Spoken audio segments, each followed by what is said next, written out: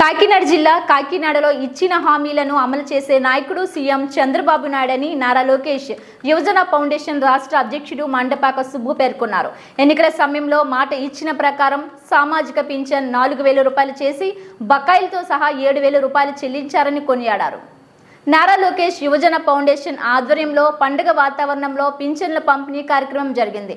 మండపాక సుబ్బు ఆధ్వర్యంలో రాష్ట్ర ఉపాధ్యక్షుడు చెరుకూరి సాయిరాం వర్మ, రాష్ట్ర మహిళా ప్రధాన కార్యదర్శి పులి పద్మకుమారి, రాష్ట్ర అధికార ప్రతినిధి ఉప్పు మురళీకృష్ణ, రూరల్ ఫౌండేషన్ అధ్యక్షులు Mandapaka Nagababu, Kakinada foundation vice president Battula ప్రసాదులతో కలిసి స్థానిక సచివాలయంలో చంద్రబాబు కటౌట్కి పాలాభిషేకం, పూలమాలలు వేసి సచివాలయం సిబ్బంది మరియు పెన్షన్దారులతో హారతలిచ్చి పింఛన్దారులకు పింఛన్ నగదు పంపిణీ చేశారు.